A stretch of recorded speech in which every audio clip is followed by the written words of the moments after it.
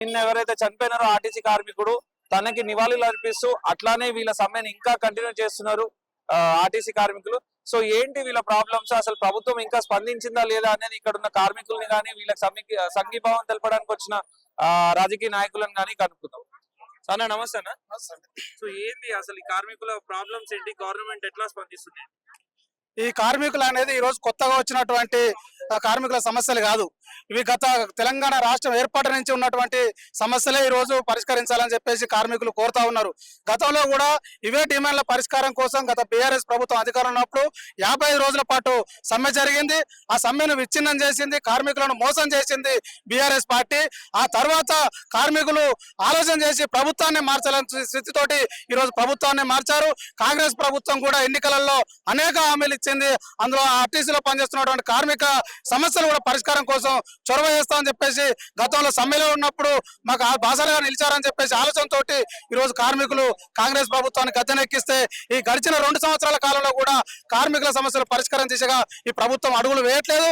ఇప్పటికే ఆర్టీసీలు నష్టాల్లో చేకూర్చడం కోసం అనేక ప్రయత్నాలు ఈ రోజు ప్రభుత్వం జరుగుతూ ఉంది. దీన్ని మొత్తం కూడా ప్రైవేట్ పరం చేయడం కోసం విద్యుత్ బస్సుల పేరుతోటి, కాంట్రాక్టర్ల పేరుతోటి ప్రైవేట్ వ్యక్తులను ఈ రోజు ఆర్టీసీలోకి తీసుకొచ్చే ప్రయత్నం ప్రభుత్వం చేస్తా ఉన్నది.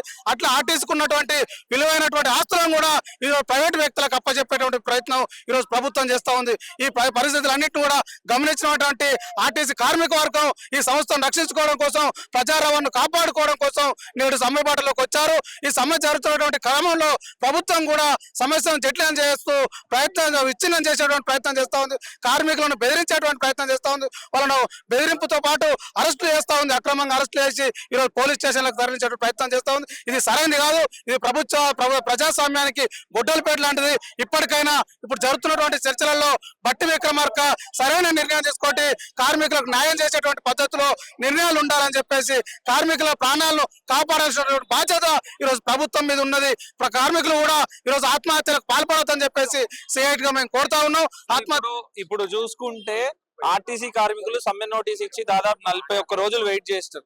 ఆ 41 రోజులు గవర్నమెంట్ రెస్పాండ్ కాకుండా ఉండి రేపటి నుంచి సమ్మెకు దిగుతామంటే ఈ రోజు చర్చలకు పిలవడం ఎంతవరకు కరెక్ట్ అంటారు? అది కార్మికుల్ని రెచ్చగొట్టే చర్య తప్ప మరొకటి కాదు. 41 రోజుల ముందే సమ్మె నోటీస్ ఇచ్చి సమస్యలు పరిష్కరించకపోతే సమ్మె చేస్తామని చెప్పేసి చెప్పినప్పటికీ కూడా ప్రభుత్వం స్పందించకుండా రేపు ఉదయం 12 గంటల నుంచి సమయంలో రాత్రి 9 గంటలకు సెక్రటేరియట్కు పిలిచి చర్చలు ఏర్పడడం ఏందో అర్థం కావడం లేదు. ఆ చర్చలలో కూడా సరైనటువంటి నిర్ణయం తీసుకోవాలంటే ఏం లేదు. అది కార్మిక సంఘాల మీద నెట్టేసి కార్మిక సంఘాలు ఒప్పుకుంటలేదని చెప్పేసి ఈ రోజు చెప్తా ఉన్నారు. అది సరైనది కాదు. 29 డిమాండ్ల కోసమే సానుకూలంగా ఉన్నారని చెప్పేసి అంటే ఆ 29 డిమాండ్ల పరిష్కారం కోసం ఎలాంటి నిర్ణయం తీసుకున్నారని చెప్పేసి కూడా వ్రాతపూర్వకంగా ఇచ్చినటువంటి పరిస్థితి లేదు. భవిష్యత్తులో ఆలోచన చేస్తా ఉంటామని చెప్పేసి భవిష్యత్తు అనేది ఇప్పటికీ ఇన్ని రోజులు గడుస్తూ ఉన్నది. భవిష్యత్తు అనడానికి కాలం లేదు. కాబట్టి ఏదైనా వ్రాతపూర్వకంగా ఇవ్వాలని చెప్పేసి కార్మిక సంఘాలు డిమాండ్ చేశారు. దానికి సమాధానం ప్రభుత్వం నుంచి రాలేదు. అందుకోసం అనివార్యంగా సమ్మెలోకి వెళ్లాల్సి వచ్చింది. ఈ సమ్మె వల్ల మేము ప్రభుత్వానికి తెలియాల్సింది ఒకటే, ఇప్పటికైనా స్పందించి సమస్యలు పరిష్కరించకపోతే ఈ రోజు తెలంగాణ రాష్ట్రంలో ఉన్నటువంటి అన్ని ప్రజా సంఘాలు, రాజకీయ పార్టీల మద్దతుతో పాటు ప్రజల మద్దతు కూడా మాకు వస్తా ఉన్నది. ఈ రోజు ప్రభుత్వం మీద పెద్ద ఎత్తున యుద్ధం చేసేందుకు రానున్న రోజుల్లో ప్రయత్నం చేస్తా ఉన్నాం. కాబట్టి ఇప్పటికైనా జరిగేటువంటి చర్చల్లో బట్టి విక్రమార్క ప్రభుత్వం తరఫున సరైన నిర్ణయం తీసుకొని కార్మికులకు న్యాయం చేస్తారని చెప్పేసి అనుకుంటా ఉన్నాం. ఆ పద్ధతిలో ప్రభుత్వం ఆలోచన చేయాలని చెప్పేసి కూడా మేము ప్రభుత్వాన్ని కోరుతా ఉన్నాం.